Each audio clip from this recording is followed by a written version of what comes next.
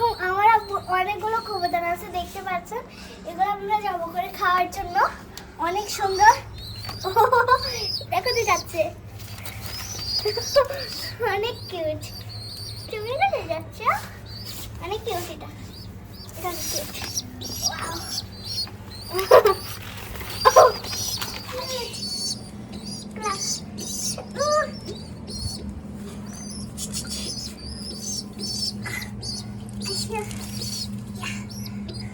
এখন দেখি কি করে।